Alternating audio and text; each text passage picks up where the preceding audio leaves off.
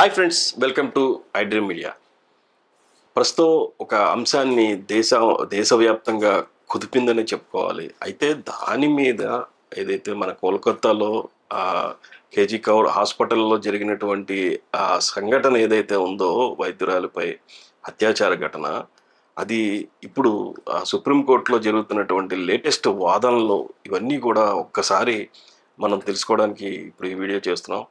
వీడియోలో మనకి అందరికీ సుపరిచితులైనటువంటి రిటైర్డ్ సిఐ సాల్మన్ రాజ్ గారు మనతో ఉన్నారు. నమస్కారం సార్. నమస్తే అండి. ఏంటి సార్ అసలు ఆ వైద్యురాలి ఘటన అంశంలో సుప్రీంకోర్టు ఇప్పుడు లేటెస్ట్గా తీసుకునే వరకు మనకి ఈ ఘటన బయటికి రాలేదు. ఇప్పుడు ప్రస్తుతం సిచ్యువేషన్ చూస్తుంటే అసలు ఫస్ట్ నుంచి మనం ఒకసారి వద్దాం. అసలు ఎందుకని ఆ వైద్యురాలు హాస్పిటల్కి రాగానే తల్లిదండ్రులకి కాల్ చేసి మీ బిడ్డ అపస్మారక స్థితిలో పడి ఉంది రమ్మని చెప్పి హాస్పిటల్ వాళ్ళు కాల్ చేశారు? ఎందుకని జరుగుంటుంది? అక్కడ ఏం జరుగుంటుంది? ఆ అంశం మీద చాలామందికి చాలా డౌట్స్ ఉన్నాయి. ఒక పోలీస్ ఇన్వెస్టిగేషన్ ఆఫీసర్గా మీరు ఎట్లా చూస్తారు దాన్ని? దానిపై ఎలా చెప్తారు? నేను ఈ విషయంలో చాలా యూట్యూబ్ ఛానల్స్ రకరకాలుగా చెప్తున్నారు. ఇంకేముంది, ఎవిడెన్స్ అంతా ట్యాంపరింగ్ చేయడానికి దీన్ని ఇలా డిలే చేసి ముందేమో ఆ అమ్మాయి అపస్మారక స్థితిలో ఉంది, తర్వాత సూసైడ్ చేసుకుందని చెప్పారు, తర్వాత ఇలా హత్య గావించబడిందని చెప్పారు అని దీన్ని ఒక డౌట్ క్రియేట్ చేస్తున్నారండి. యాక్చువల్గా being a law and order officer, ఎందుకంటే ఒక తల్లిదండ్రులకి తన కూతురు చనిపోయిందని సడన్గా చెప్తే వాళ్ళ మానసిక స్థితి ఏ రకంగా ఉంటుందో మనకు అర్థం చేసుకోవాలి. వాళ్ళు ఏం చెప్పారంటే హాస్పిటల్ ఈ ఒకేసారి షాక్ అయిపోకుండా ఉండడం కోసం ఎవరైనా సరే చాలామంది చావు కబురు చెప్పేటప్పుడు చాలామంది ఇదే మాదిరిగా చెప్తారు. ఇది ఆ అమ్మాయి అపస్మారక స్థితిలో ఉంది, ఒకసారి బాగోలేదు, ఒంట్లో బాగోలేదు, రండి అని చెప్తారు. ఆమె వచ్చిన తర్వాత ఆమె ఉన్న పరిస్థితి చూసి మరి ఆత్మహత్య చేసుకుందని చెప్పడం జరిగి ఉంటుంది అక్కడ. అయితే చివరికి వస్తువులకి ఇది ఎందుకంటే ఒకేసారి ఈ అమ్మాయి రేప్ చేయబడింది, చంపబడింది అని చెప్తే తల్లిదండ్రుల మానసిక స్థితి ఏ రకంగా ఉంటుంది మనం ఆలోచించాలి. దాని నిమిత్తం అలా చెప్పుంటారని నేను అనుకుంటున్నాను. ఎందుకంటే నేను చాలాసార్లు ఇలాంటి విషయాల్లో తల్లిదండ్రులకి మేము ఇంటిమేషన్ చేసేటప్పుడు బాగోలేదు, మీ పిల్లలు బాగోలేదు, ఇలా రండి, ఒకసారి రండి అని చెప్తాం. నేను కూడా చాలాసార్లు చేశాను. అంతే, అందులో ఒక మంచి ఉద్దేశం తప్ప అది చెడు ఉద్దేశం కాదని నేను అనుకుంటున్నాను. అసలు ఎందుకని ఏదైతే ఆసుపత్రి నుంచి కంప్లైంట్ వెళ్ళగానే ఎఫ్ఐఆర్ ఎందుకు రిజిస్టర్ అవ్వలేదు? దీంట్లో సుప్రీంకోర్టు ఇన్వాల్వ్ అయిన తర్వాతే ఈ కేసుని హై ప్రయారిటీగా తీసుకోవడం జరిగింది. అసలు ఏంటది? ఈ సీక్వెన్స్ని ఎలా చెప్తారు మీరు? అంటే ఒక్కొక్క స్టేట్లో ఒక్కొక్క రకంగా ఉంటుందండి ఎఫ్ఐఆర్ రిజిస్ట్రేషన్ అనేది.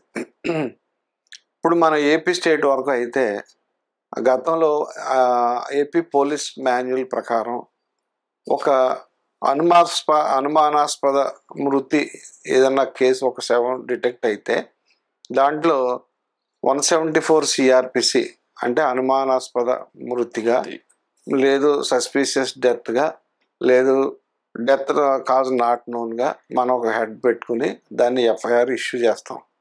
ఓకే. అయితే కొన్ని స్టేట్స్లో ఏంటంటే సిఆర్పిసి ప్రకారం ఎఫ్ఐఆర్ రిజిస్టర్ చేయాలంటే కాగ్నైజబుల్ అఫెన్స్ అయితే ఎఫ్ఐఆర్ ఇష్యూ చేయాలి. ఇది కాగ్నైజబుల్ అఫెన్స్ కాదు కదా, ఇది డెత్ కదా, దాన్ని మీరు ఏ రకంగా చేస్తారో తెలియదు, దానికి ఎఫ్ఐఆర్ ఇష్యూ చేయకూడదని కొన్ని హైకోర్టులు జడ్జిమెంట్లు చెప్తాయండి. దానివల్ల మరి వెస్ట్ బెంగాల్లో అలా జరిగి ఉంటుంది. అది అక్కడ ఎఫ్ఐఆర్ ఇష్యూ చేయకోకుండా దాన్ని డైరీ ఎంట్రీ పెట్టుకుని సస్పీషియస్ డెత్గా ఇన్వెస్టిగేషన్ స్టార్ట్ చేయటం మొదలైంది దాంట్లో. అది దీంట్లో ఎందుకంటే ఇది ప్రత్యేకించి ఎఫ్ఐఆర్ రిజిస్టర్ చేయకుండా అసలు ఇన్వెస్టిగేషన్ అనేదే జరగదండి. ఏ విధమైన దానికి మూలం ఏదో ఉండాలి కదా, విత్తనం లేకుండా మొక్క వచ్చేస్తుందా? అవును. అసలు మరి ఏంటి, పోలీసులు విచారణ చేయలేదు, దర్యాప్తు చేయలేదు అని జడ్జి గారు దర్యాప్తు చేశారు, విచారణ చేశారు అనే అంశాన్ని ఒకటి బాగా చర్చ జరుగుతుంది. ఇది ఎంతవరకు కరెక్ట్ అంటారు? ఇది కొత్తగా వచ్చిన భారతీయ న్యాయ సంహిత ఆ చట్టం అంటే ఇండియన్ పీనల్ కోడ్ స్థానంలోనే భారతీయ న్యాయ సంహిత, తర్వాత సిఆర్పిసి స్థానంలో ఇంకొక చట్టం బిఎన్ఎస్ఎస్, ఈ 2 చట్టాలు ఇంట్రడ్యూస్ చేశారు కేంద్ర ప్రభుత్వం.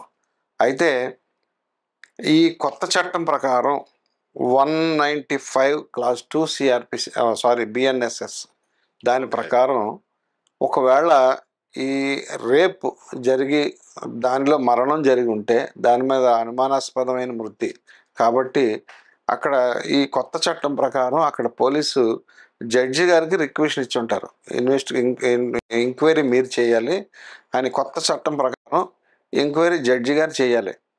అదే పాత రోజుల్లో అయితే ఎగ్జిక్యూటివ్ మ్యాజిస్ట్రేటు, అంటే ఇటువంటి కేసుల్లో పోలీసే చేసేవారు. పాత చట్టం ప్రకారం అయితే ఏదైనా కస్టోడియల్ డెత్ కానీ లేదంటే డౌరీ డెత్స్లో కానీ ఇటువంటి అయితే మాత్రం ఎగ్జిక్యూటివ్ మ్యాజిస్ట్రేట్ చేసేవారు.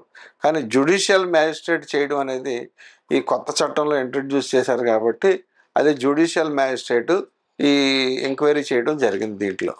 అలాగే మనం ఏదైతే చనిపోయినటువంటి ఆ వైద్యురాలు ఉన్నారో ఆవిడికి ఆ గాయాలు చూస్తుంటే కళ్ళల్లో రక్తం ఉందంటున్నారు, పెదాలపై గాయాలు ఉన్నాయంటున్నారు, ఇంకా రకరకాల వాదనలు వినబడుతున్నాయి. ఇవన్నీ చూస్తుంటే ఇది చేసింది ఒకళ్ళే అని చెప్పేసి మనం చాలా మీడియాలో చూసాం. అలాగే ఇప్పుడు అదే వాదన పోలీసులు కూడా వ్యక్తపరుస్తున్నారు.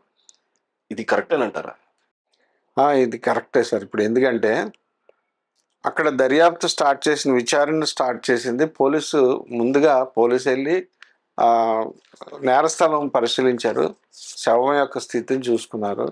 పరిస్థితి చూసి ఓహో ఇది డెత్, రేప్ కమ్ డెత్ అయి ఉండొచ్చు, లేదా సెక్షువల్ అసాల్ట్ జరిగింది ఈ అమ్మాయి మీద. దానివల్ల ఎందుకంటే ఆ అమ్మాయి మీద ఉన్న ఇంజరీస్ ఇవన్నీ ప్రైమరీగా చూసి వెంటనే జడ్జి గారికి ఇంటిమేషన్ చేసి జడ్జి గారిని ఎంక్వైరీ చేయమని వారిని రిక్వెషన్ పంపితే అప్పుడు జడ్జి గారు వచ్చి దీని మీద ఎంక్వైరీ చేయడం మొదలు పెడతారు.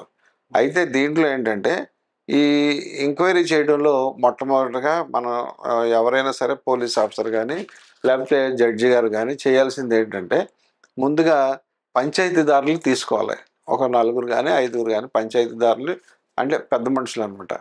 వాళ్ళ సమక్షంలో ఈ సాక్షులు ఎవరైతే ప్రత్యక్ష సాక్షులు ఉంటారో లేదంటే ఎవరైతే రక్త బంధువులు ఉంటారో, అది కాక గత రోజు ఆ అమ్మాయి చనిపోయే ముందు ఫస్ట్ చనిపోయిన తర్వాత ఫస్ట్ ఆ డెడ్ బాడీని ఎవరు చూశారు, ఆ వ్యక్తి ఎవరు, తర్వాత ఈ మరణం ఆమె చనిపోకముందు ప్రాణంతో ఉండగా చివరిసారిగా ఎవరితో కలిసి ఉంది అది ఎవరు చూశారు, ఇటువంటి సాక్షులందరినీ పోగేసి ఈ శవ పంచాయతీ టైంలో వారి యొక్క స్టేట్మెంట్లు రికార్డ్ చేయాలి. అయితే పోలీసు శవ పంచాయతీ చేస్తే పోలీసు చేస్తారు, ఇక్కడ జడ్జి చేస్తున్నారు కాబట్టి జడ్జి గారు చేస్తున్నారు కాబట్టి జడ్జి గారు వాళ్ళ సాక్ష్యాన్ని రికార్డ్ చేసి ఉంటారు. అయితే దీంట్లో ఈ చేసేటప్పుడు ఈ సాక్ష్యం అంతా అయిపోయిన తర్వాత ముందు శవాన్ని ఉన్న పరిస్థితిని పరిశీలిస్తారు. ఆ శవం ఎక్కడ దొరికింది, యాక్చువల్గా ఎక్కడ దాన్ని డిటెక్ట్ చేయబడింది, ఆ ప్లేస్ని డిస్క్రైబ్ చేస్తారు. తర్వాత రెండు ఏంటంటే శవ పంచాయతీ జరిగేటప్పుడు ఈ ఇంజురీస్, శవం మీద ఉన్న ఇంజురీస్ అన్నీ నోట్ చేసుకోవడం జరుగుతుంది. ఇంజురీస్ ప్లస్ ఆ అమ్మాయి ఒంటి మీద ఏమన్నా ఆర్నమెంట్స్ లేకపోతే ఏదైనా క్లోత్స్ ఇవన్నీ కలిపి అవన్నీ దాంట్లో నోట్ చేసుకుని జడ్జి గారు శవ పంచాయతీ స్టార్ట్ చేస్తారు.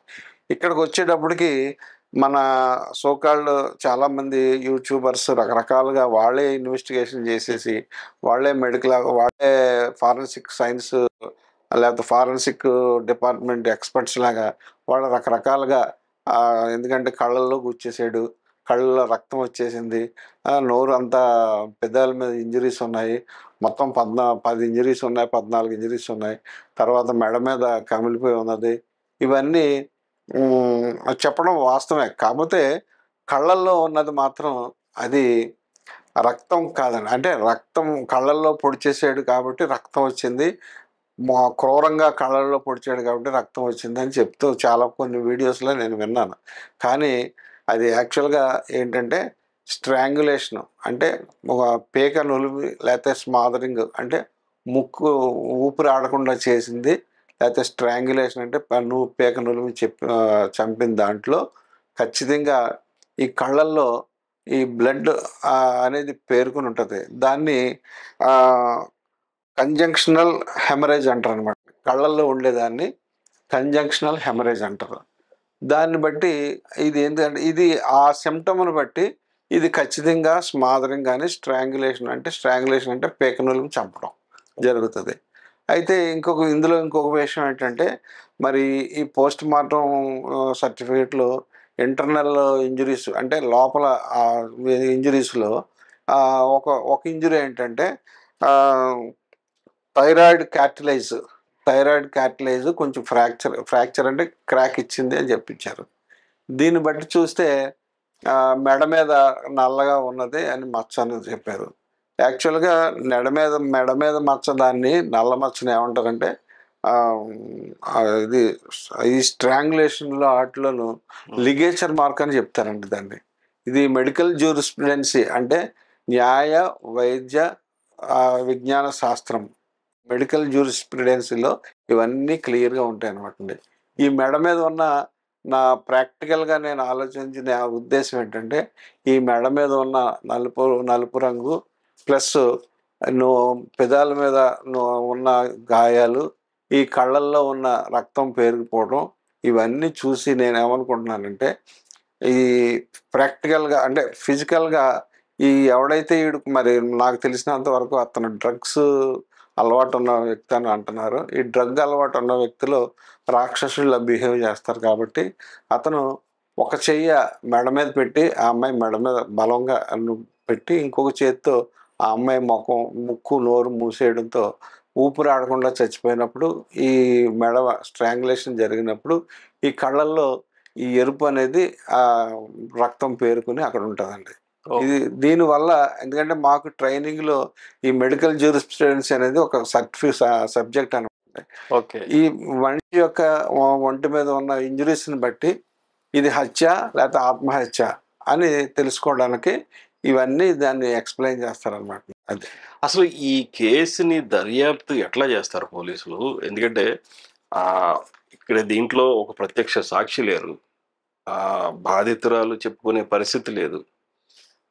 ఎటువంటి సిచ్యువేషన్స్లో అతనే నేరం చేశాడు అనేది అసలు ఎట్లా నిర్ధారించవచ్చు? ఒక పోలీసుగా, ఒక ఇన్వెస్టిగేషన్ ఆఫీసర్గా ఏం చెప్తారు మీరు? ఇందులో ఏమైందంటే అండి, ఫస్ట్ నేరస్థలం ఎక్కడైతే శవం దొరికిందో ఆ ప్లేస్కి పోలీసు వెళ్ళినప్పుడు దాన్ని నేరస్థల పరిశీలన అంటారు. దాన్ని వీడియో తీస్తారు, ఫోటోగ్రఫీ చేస్తారు. ఈ నేరస్థల పరిశీలనలో వాళ్ళకి దొరికింది ఏంటంటే దాన్ని ఏమంటారు బ్లూటూత్ ఇయర్ బడ్ దొరికింది, స్పీకర్, దాన్ని ఏమంటారు ఇయర్ ఫోన్ బడ్ దొరికింది. సరే, ఇది ఇయర్ ఫోన్ బడ్ దొరికింది, దాన్ని సీజ్ చేశారు. తర్వాత రెండో విషయం ఏంటంటే ఈ సీసీ ఫుటేజ్లో ఎవరైతే ఎక్యూజ్డ్ ఉన్నాడో ఆ ఎక్యూజ్డ్ ఎర్లీ ఆడ్ అవర్స్లో అతను ఏదైతే కాన్ఫరెన్స్ హాల్ ఉందో ఆ నేరస్థానంలోకి వెళ్ళడం వరకు ఉంది. కాబట్టి ఈ తర్వాత ఏంటంటే ఇప్పుడు డెడ్ బాడీని పోస్ట్ మార్టం పంపినప్పుడు ఈ పోస్ట్ మార్టం పంపే ముందు ఎవరైతే దర్యాప్తు చేస్తున్నారో, ఇన్వెస్టిగేషన్ చేస్తున్నారో వారు ఒక రిక్వెషన్ ఇవ్వాలి. దాన్ని ఆ రిక్వెషన్లో మాకు ఏం కావాలి దీంట్లో అని చెప్పి అడగాలి. అందులో ఎవరైతే ఇన్వెస్టిగేషన్ ఆఫీసర్ ఉన్నారో ఆయన ఏంటంటే మెడికల్ ఆఫీసర్కి పోస్ట్ మార్టం చేస్తూ ఇది సెక్షువల్ అసాల్ట్ కేసు కాబట్టి వెజినల్ కంటెంట్ స్వాబ్స్ అంటే వెజినల్ స్వాబ్స్ ప్రిజర్వ్ చేయమని, తర్వాత ప్యూబిక్ హెయిర్ ప్రిజర్వ్ చేయమని, తర్వాత నెయిల్ క్లిప్పింగ్స్ గోల్డ్ అవి కూడా ప్రిజర్వ్ చేయమని రిక్వెషన్లో. తర్వాత ఒకవేళ ఇంకా డౌట్ ఉంటే విసేరా ప్రిజర్వ్ చేయమని. విసేరా అంటే ఈ హార్ట్కి సంబంధించి హార్ట్, లంగ్స్ ఇలాంటి చిన్న చిన్న పీసెస్ ఒకవేళ ఏదైనా పాయిజనింగ్ కానీ లేకపోతే ఏదైనా జరిగిందా అని తెలుసుకోవడం కోసం విసేరా కూడా ప్రిజర్వ్ చేయమని చెప్తారు. ఇక్కడ ఏమైందంటే పోస్ట్ మార్టం జరిగినప్పుడు ఎవరైతే ఆటోప్సీ చేశారో ఆ మెడికల్ ఆఫీసర్ గారు ఈ నెయిల్ క్లిప్పింగ్స్ ప్రిజర్వ్ చేయడం జరిగింది. ఆ నెయిల్ క్లిప్పింగ్స్లో ఈ టిష్యూస్ ఉంటాయి. ఎందుకంటే ఈ స్ట్రగుల్ జరిగేటప్పుడు ఎవరైతే విక్టిమ్ ఉందో ఆ విక్టిము బలవంతం చేయడానికి వచ్చిన ఎక్యూజర్ని పట్టుకున్నప్పుడు ఆ గీరినప్పుడు గోల్డ్లో ఆ వ్యక్తి తాలూకు ఈ టిష్యూస్ అంటే చర్మం తాలూకు టిష్యూస్ గోల్డ్లో ఉండిపోతాయి. ఆ నెయిల్ క్లిప్పింగ్స్ ప్రిజర్వ్ చేయమని మెడికల్ ఆఫీసర్ గారికి మేము రిక్వెస్ట్ అడుగుతాం అనమాట. అలాగా నెయిల్ క్లిప్పింగ్స్ ప్రిజర్వ్ చేశారు. ఇప్పుడు ఇక్కడ జరిగింది ఏంటంటే ఇన్వెస్టిగేషన్లో పోలీసులు చెప్పేదాన్ని బట్టి ఇన్వెస్టిగేషన్లో తేలింది ఏంటంటే ఫస్ట్ థింగ్ ఏంటంటే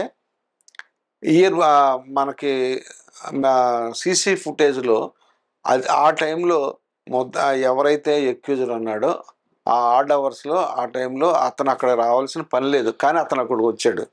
2, అతను నేర స్థలంలో ఇయర్ బడ్ ఒకటి దొరికింది. ఆ ఇయర్ బడ్ అబ్జర్వేషన్ టైంలో ఎవడైతే నేరస్తుడు ఉన్నాడో ఆడికి ఒక ఫోన్ కాల్ వచ్చింది. ఆ ఫోన్ కాల్ రావడంతో దీన్ని కనెక్ట్ అయింది.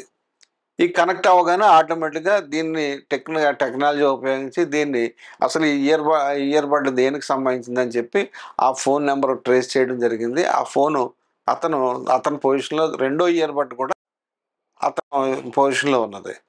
తర్వాత 2, ఈ నెయిల్ క్లిప్పింగ్స్ అని చెప్పాను కదా, నెయిల్ క్లిప్పింగ్స్ ఏదైతే ఈ అమ్మాయి చేతు గోడల్లో చనిపోయిన విక్టిమ్ తాలూకు చేతుల గోడల్లో ఈ శరీరం తాలూకు టిష్యూస్ ఎవరైతే ఉన్నాయో ఆ టిష్యూస్ని మన ఆ డిఎన్ఏకి పంపిస్తే ఈ ఎవరైతే ఎక్యూజ్డ్ ఉన్నాడో ఆ ఎక్యూజ్డ్ తాలూకు స్కిన్ టిష్యూస్తో ఇది మ్యాచ్ అయినాయి. ఓకే. 3, ఇంకొక విషయం ఏంటంటే వెజినల్ కంటెంట్స్ అంటే ఇప్పుడు లోపల మర్మాంగంలో ఈ పోస్ట్ మార్టం చేసినప్పుడు సెమన్ కంటెంట్స్, మీకు స్వాబ్ ఉంది కదా, ఆ స్వాబ్స్ ఇచ్చేసిన దాంట్లో ఈ డిఎన్ఏ చేస్తే ఆ డిఎన్ఏ కూడా ఈ ఎక్యూజ్డ్ డిఎన్ఏతో టాలీ అయింది. కాబట్టి ఈ 4 ఎక్కడ సాక్ష్యం తిరిగిపోకుండా చాలా స్ట్రాంగ్ ఎవిడెన్స్గా ఈ 4 అతన్ని ముద్దాయిగా చూపిస్తున్నాయి అనమాట. ఓకే. అంటే ఈ ఏదైతే ఆ నేరం జరిగిన ఆ విక్టిమ్ యొక్క వీడియో ఒకటి వైరల్ అయ్యిందని చెప్పేసి చెబుతున్నారు చాలా వరకు. అది ఎంతవరకు కరెక్టు? అలాగే ఈ కేసుని అసలు సిబిఐకి ఇవ్వకపోవడానికి కారణం ఏంటి? సిబిఐకి ఇవ్వడానికి అంటే ముందే గవర్నమెంట్ సిబిఐకి, ఎందుకంటే ముందుగానే ఆ గవర్నమెంట్ సిబిఐకి ఇచ్చేసుకుంటే తన గవర్నమెంట్లో తన డిపార్ట్మెంట్ వాళ్ళే ఇన్సల్ట్ చేసుకుంటూ ఉంటుంది. ఎందుకంటే మేము చేతకాని వాళ్ళం కాబట్టి సిబిఐకి ఇస్తున్నాం అనేది చెప్పుకున్నట్టు ఉంటుంది. కాబట్టి ప్రభుత్వం దానికి ముందుకు ఏ ప్రభుత్వం కూడా ఒప్పుకోదండి. అయితే ఇందులో ఒక వీడియో వైరల్ అవుతుంది, అది నేను కూడా చూశాను. ఎందుకంటే ఆ అమ్మాయి చనిపోయే ముందు సెల్ఫీ వీడియో పెట్టుకుంది అని చెప్పి కొంత వీడియో వైరల్ చేశారండి కొంతమంది. దాంట్లో ఆ అమ్మాయికి కళ్ళ దగ్గర నలుపు మార్గం, తర్వాత ఇలాగా నేను చెప్పిన ఈ లిగేచర్ మార్కు, ఇవన్నీ అంటే ఎంత వెడల్పులో నలుపు రంగు ఇవన్నీ ఉండడం చూపించారు దాంట్లో. అది క్రియేటెడ్ తప్పించి అది కాదండి. ఎందుకంటే అంత లిగేచర్ మార్క్ ఉన్నప్పుడు ఆ అమ్మాయి కాన్షియస్లో ఉండదండి. చనిపోయిన తర్వాతే లిగేచర్ మార్క్ ఏర్పడుతుంది. బ్రతికుండగా లిగేచర్ మార్క్ అంటే ఏంటండి, స్కిన్ లోపల ఉన్న బ్లడ్ అంతా క్లాట్ అయ్యి అక్కడ అది నలుపుగా తయారవుద్ది అనమాట. కాబట్టి అది ఖచ్చితంగా అది క్రియేటెడ్ వీడియో అది. ఎందుకంటే వెంటనే సెల్ఫీ అంటే బ్రతికుండగానే ఆ అమ్మాయి సెల్ఫీ వీడియో తీసుకునే అంత అవకాశం కూడా ఉండదు అక్కడ. కాబట్టి అది ఖచ్చితంగా అది క్రియేటెడ్ వీడియో. ఎందుకంటే గవర్నమెంట్ని ఏ రకంగా బ్యాడ్ చేయాలనే ఉద్దేశంతో చాలామంది దాని ప్రయత్నాలు చేశారనమాట. అయితే ఇందులో సిబిఐకి పంపించింది. అదే కదా మీరు అడిగిన ప్రశ్న. ఇందులో ఏమైందంటే అండి, పోస్ట్ మార్టం చేసిన డాక్టర్ గారు పోస్ట్ మార్టం రిపోర్ట్లో అమ్మాయి వెజినాలో అంటే యూట్రస్లో 150 ml అనుకుంటే గ్రామ్స్ అని రాసాడు అన్నారు. ముందు గ్రామ్స్ అని రాశారు, తర్వాత దాన్ని ఎంఎల్ అని కొంతమంది అన్నారు. ఎంఎల్ అంటే మిల్లీ లీటర్స్. 150 grams అని కొంతమంది అన్నారు. దీని మీద తల్లిదండ్రులకి ఒక విధమైన ఫీడింగ్ ఇవ్వడం వల్ల పబ్లిక్ నుంచి కానీ లేకపోతే తోటి విద్యార్థినులు ఎవరైతే ఆ అమ్మాయి ఫ్రెండ్స్ అయితే ఎవరున్నారో లేదంటే లీగల్ అడ్వైజర్స్ ఎవరున్నారో ఇది ఖచ్చితంగా ఒక్కడు చేసింది కాదు, ఇది ఖచ్చితంగా గ్యాంగ్ రేప్ ఇది. ఎందుకంటే 150 ml సెమన్, వాళ్ళు సెమన్ అని రాయలేదు అందులో. డాక్టర్ గారు ఎవరైతే ఆటోప్సీ చేశారో ఆ డాక్టర్ సెమన్ అని రాయలేదు, కానీ వీళ్ళు మనోళ్ళు దాన్ని 150 ml సెమన్ దాంట్లో ఉన్నది కాబట్టి ఇది ఖచ్చితంగా ఒకళ్ళు చేసింది కాదు, ఇది 10 మంది దగ్గర చేస్తుంటారు అని వాళ్ళు చెప్పడం జరిగింది అనమాట. ఇందులో ఎందుకంటే శాస్త్రం ప్రకారం ఒక వ్యక్తికి ఎజెక్షన్ అంటే ఈ సెమను ఖచ్చితంగా ఒక 3 ml కన్నా ఎక్కువ రాదండి. 3 ml కన్నా ఎక్కువ రాదు. మరి ఒక 4-5 days లేకపోతే గ్యాప్ ఈ సెక్షువల్ ఇంటర్కోర్స్లో ఆయనకి పార్టిసిపేట్ చేయకుండా 4-5 days అయితే ఒక మహా అయితే 5 ml రిలీజ్ అవుద్ది అనమాట. అది శాస్త్రం చెప్తుంది, మనం చెప్పేది కాదు. కానీ ఒకేసారి 150 ml అంటే ఓకే, మీరు అన్నట్టుగా 150 మంది 10 మంది అమ్మాయిని రేప్ చేసి, అంటే 10 మంది రేప్ చేసేదాకా అది అలాగే ఉంటుంది, లోపల బయటికి రావాలి కదా ఆటోమేటిక్గా. ఆ కోర్స్ ఇంటర్ కోర్స్ జరిగేటప్పుడు ఆటోమేటిక్గా బయటకు వచ్చేస్తుంది కదా. అది అంత నాలెడ్జ్ లేకుండా చెప్పే మాటలు మరి వాళ్ళ పేరెంట్స్ని రాంగ్ గైడ్ చేశారని నేను అన్న, కానీ ఆ పేరెంట్స్ న్యాయం జరగాలనే ఉద్దేశంతో కలకత్తా హైకోర్టుకు వెళ్ళారు. కలకత్తా హైకోర్టుకు వెళ్తే హైకోర్టు వారు ఏం చేశారంటే దాన్ని ఇమ్మీడియట్లీ ఈ లోకల్ పోలీస్ మీద అలిగేషన్ పెడుతున్నారు కాబట్టి ఇమ్మీడియట్లీ సిబిఐకి ఎంట్రస్ట్మెంట్ జరిగింది. సిబిఐ ఇన్వెస్టిగేషన్ చేయమని ఆర్డర్ వేయడం జరిగిందనమాట. ఇందులో ఏంటంటే యాక్చువల్గా ఆ 150 గ్రాములు అనేది ఏంటంటే యాక్చువల్గా యూట్రస్ వెయిట్ అండి. అది యాక్చువల్గా యూట్రస్ పోస్ట్ మార్టం రిపోర్ట్స్లో కొన్ని లంగ్స్ వెయిట్ వేస్తారు, లేకపోతే కిడ్నీస్ వెయిట్ రాస్తారు, ఈ యూట్రస్ వెయిట్ రాస్తారు. యూట్రస్ లోపల ఏమంటారు కొన్ని అవయవాలు ఉంటాయి కదా, దాని తాలూకు వెయిట్ రాస్తారు తప్ప అది 150 ml అంటే మన చిన్న బాటిల్స్ ఉన్నాయి కదా 150 ml అంటే వాటర్ బాటిల్స్ వస్తున్నాయి మనకి. 150 ml వాటర్ బాటిల్ అంటే అంత ఉండాలంటే అది కరెక్ట్ కాదండి. అది తెలియక లేకపోతే మెడికల్ జ్యూరిస్ప్రుడెన్సీ మీద నాలెడ్జ్ లేక ఎవరికి తరచిన విధంగా వాళ్ళు చెప్పడం జరిగింది. కాబట్టి ఈ డౌట్ మీద తల్లిదండ్రులు ఏదైతే హైకోర్టుకు వెళ్ళారో, కలకత్తా హైకోర్టుకు వెళ్ళారో వాళ్ళ ప్లీ మీద మాత్రమే సిబిఐకి ఈ కేసు ఎంట్రస్ట్ చేయడం జరిగిందండి. ఇది సల్మాన్ రాజ్ గారు ఏదైతే కోల్కతా ఘటన అంశంపై పూర్తిగా సమగ్రమైన రిపోర్టు చెప్పుకోవచ్చు. ఏదైతే అప్పుడు సిచ్యువేషన్ జరిగిన దగ్గర నుంచి లేటెస్ట్గా ఉన్నటువంటి సుప్రీంకోర్టు వాదనల వరకు ఇప్పుడు అవన్నీ కూడా క్లియర్గా ఎక్స్ప్లెయిన్ చేశారు. మరి ఈ ఘటనలో డెఫినెట్గా ముద్దాయిని శిక్షించి ఏదైతే విక్టిమ్ తరపున పోరాడుతున్నారో వారందరికీ కూడా న్యాయం జరిగే విధంగా మనం కూడా ఆశిద్దాం. నమస్కారం సార్. నమస్తే అండి. ఇందులో మెడికల్ స్టూడెంట్స్ కూడా ఎవరైతే మెడికేర్ ఉన్నారో కూడా ఫర్దర్గా ఏ విధమైన డెత్స్ జరగకుండా వారి ఒక్క విధులకు వెళ్ళి ప్రజలకి, రోగులకి వాళ్ళు సేవ చేయాలని కోరుకుంటూ మన ఐ డ్రీమ్ తరఫున కూడా మనం కూడా కోరుకుంటున్నాం. Thanks you.